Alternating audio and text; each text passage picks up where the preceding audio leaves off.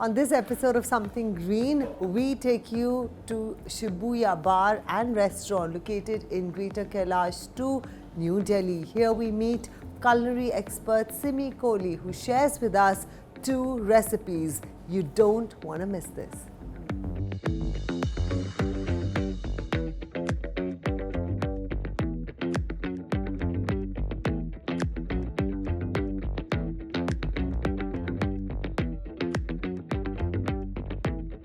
Simi, how are you? Hi, how are you, Ambika? I am fabulous. I'm super excited to learn new dishes from you today. So tell me what's on Welcome to Shibuya. Thank you. We're going to start with one of our most well-received dish. It's called the poke bowl. So it's quintessentially deconstructed sushi, and it's not really Japanese. It's a Hawaiian dish from Pearl Harbor time, when they came with their style of, cooking. The Japanese, they would do the sashimi with the fresh fish over there, because of Pearl Harbor. But once they left, and these guys didn't have the skill to roll a sushi, they just decided in Hawaii that let's just plonk everything in a bowl, and we have the ingredients. Let's put the ingredients and just eat it up. So that's how the poke bowls came to life. And have Indians picked it up as well, and are they loving it? Absolutely, absolutely. So in Shibuya, we keep it in the most purest form. So we do not really grease it up, or we do not really drown it with a lot of dressings or anything else, because we want you to actually taste the quality of our produce. Okay, fantastic. Yeah. So take us through the key ingredients that we need to So start of course, off. Sushi rice. There's nothing possible without the sushi rice. We have sushi rice here, and we're going to make the tofu poke bowl today. So we have tofu. Over here we've got the cucumber and seaweed pickle. And we've got avocado, my favorite, and edamame. Along with that, gari goes on the side. We have some pickled black radish. And these are the seasonings. This is homemade togarashi mayo. And then we've got white and black sesame to go on top, some chimi, wasabi, and soy sauce, which will be on the side. And we've got some micro herbs and edible flowers to make it look gorgeous. So we're going to start with taking sushi rice. We put it right in the middle. It goes in the center. So the sushi rice has to be made in a very specific manner. What is the specific manner? Yeah, so you need to use sushi rice itself. It's, how if you're making risotto, you can't do it with, any other rice. You need the risotto rice. So you've got sushi rice, and you cook it al dente, and then you put it in we have a special wooden barrel. We put it in that. It's an open. Or if you don't have that at home, it's okay. Just put it in something which is flat, and you can air it out. And on the side, you do seasoning with your sake and your sugar, and you dissolve that with seasoning, and you put it and you fan it for it to become on room temperature, where it doesn't get gluggy. All right. It stays, the way you see it to be. So this is simply steamed edamame, steamed and peeled edamame for you. This is, avocado, which we put on the side. This is the cucumber seaweed. So this is again ready-made pickle, or do you do make it so here? we mix 2 things over here. So we've got the seaweed, which again comes ready-made, and then you can just mix the cucumber into it. It ferments over time. So there are many other fermentations we do over here. We do our own gari, we do shiso leaves. So it's seasonal. So if you come like 2 weeks from now, shiso is in and it's being preserved. It'll be ready. You'll get that. Then we put a little bit of, this is just scallion. And we've got a little bit of your gari. Everybody loves gari. So we added it in the dish instead of giving it on the side. We realized most of us have a taste for it. Okay. We will add a few of your. This we buy from Krishi Cress, Achintya. So he does all this. He grows his own produce. He pickles it. So the black radish is courtesy him. So you top it up with tofu. Right. So, This is a secret dressing. so as you can see, the dressing just comes on top towards the end. It was just the ingredients till now. So you don't need to soak everything in, you know. You can just keep it in the most purest way. Right. We will top this up with, again, Rishi Cress's herbs. Lots of them since I love them. We will take some of the white sesame and we put it on your pickle. It enhances the flavor, it makes it a little smoky. Then we have the black sesame which goes right on top. Again, there's a crunch to it, which we love. This is the zucchini, again the powder, which is easily available now. We don't have to struggle with it.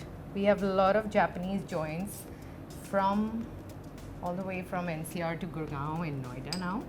So, and then we'll just make it beautiful for you so that you wanna straight away dive into it. We'll just do that, and it is served with wasabi and soy sauce. So that's your dish. Well, great job. Time for a break, and we will see you on the other side with recipe number 2. Don't go away.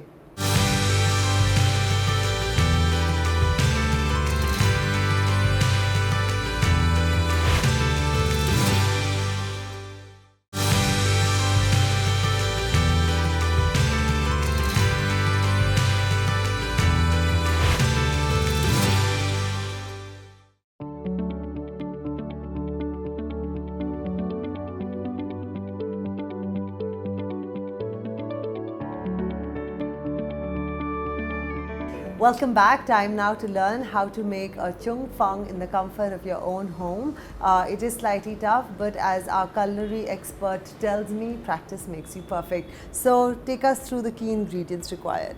So like you said, Ambika, you're absolutely right. It is an advanced, a difficult dish to make, but again, practice makes you perfect. So it's as simple as, if don't be disheartened if you're making it and 2 times or 3 times it goes kaput, no problem. Go for it. The 3rd time on, it'll be fine.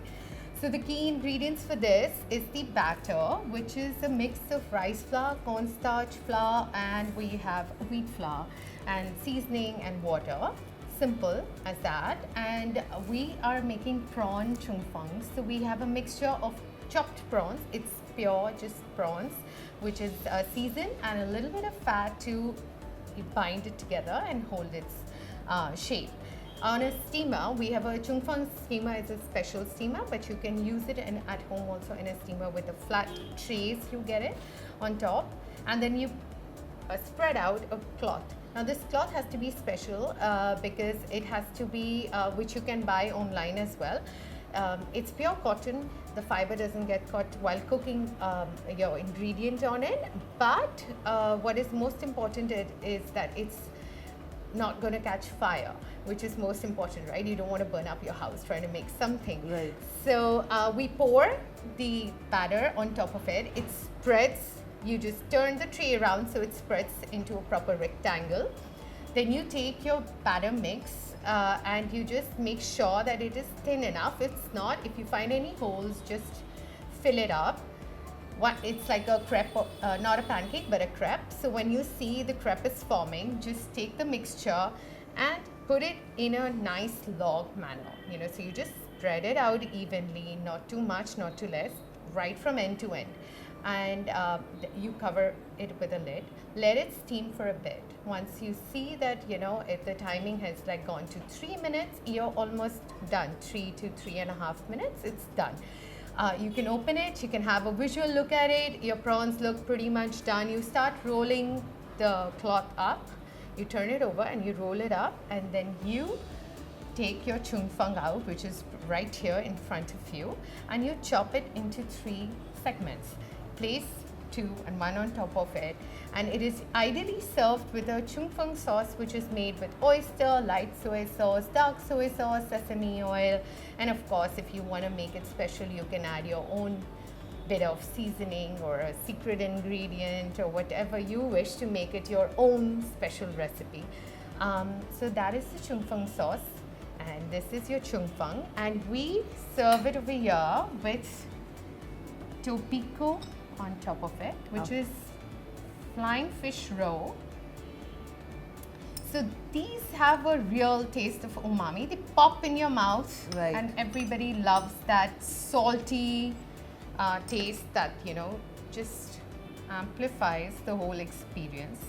Again, top it with some fresh herb, and then when you're about to eat and serve your guest with a smile, just pour the sauce around it, and it's ready to be served. All right.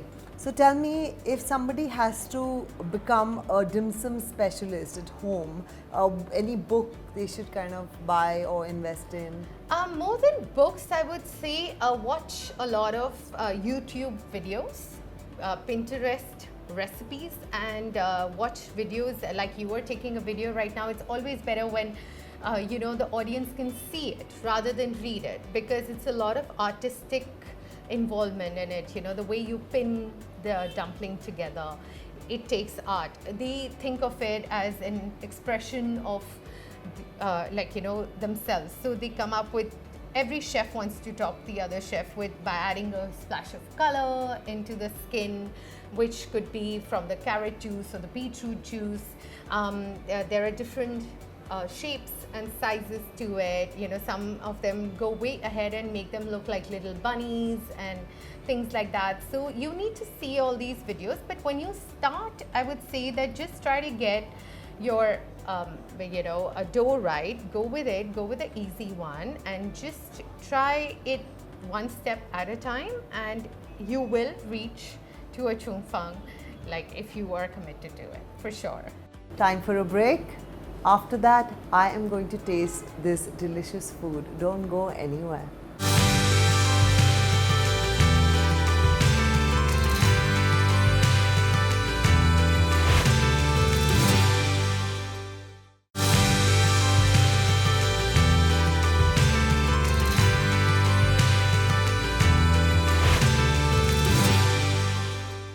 Welcome back. Before I dig into these amazing looking dishes in front of me, let's ask our culinary expert Simi Kohli for some cool food trends for the year 2019.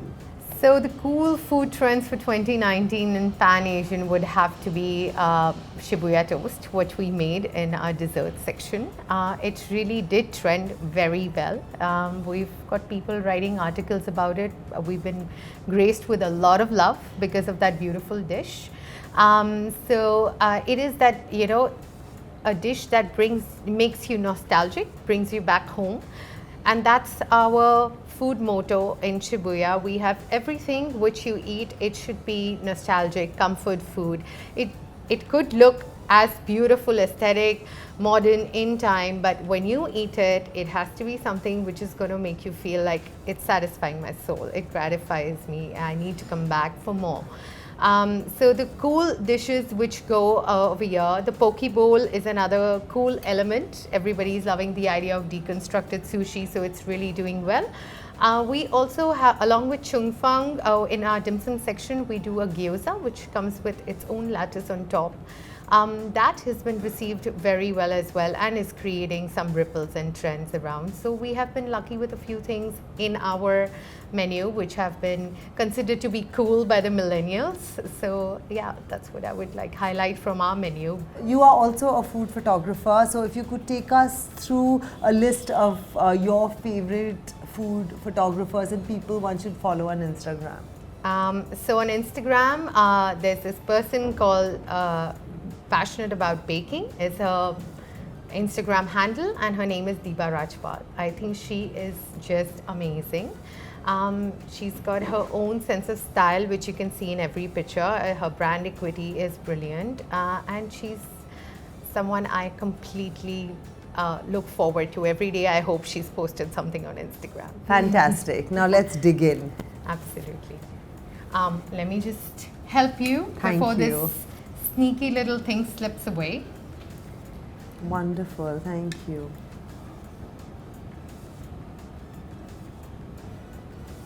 Great. Bon let's- appetit. Thank you. I'm sure it's amazing. Well, I sure hope you like it. I'd love it. It's been my favorite dim sum for years.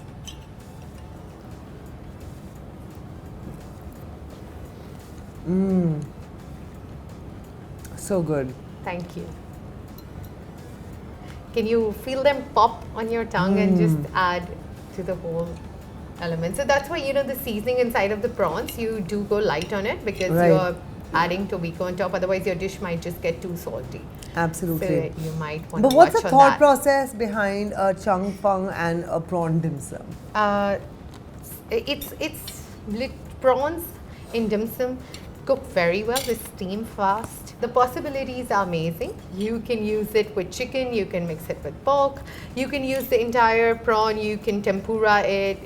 You know, you can go with so many variations of it. But in terms of the recipe from prawn dim sum to prawn Cheung fung, is there any Oh, difference? Cheung fung is a dim sums. So Cheung fung is a type of a dim sum. It's just made in a different manner. So the others are made rolled out Right. dough. This is more like a crepe base, which is Okay. steamed on the cloth, like we had spoken about Right. earlier. So it does fall under the same category. You don't see much of Cheung fung around. The only reason is because you have to be very skilled at it. So of course, when you're in a restaurant, you want to be very sure that when the order comes, you're not missing back there, and each shot Right. is a hit, and it's quick to go, right? It has to be pronto. So that's pretty much it. Well, I'm all ready for the poke bowl. Any particular way to eat it right? Just like, you know, sushi, if you would like to season it extra with your soy sauce and wasabi, you can just Okay. mix a bit and just pour it on top. All right, great. It might be too much. That's going to be fine.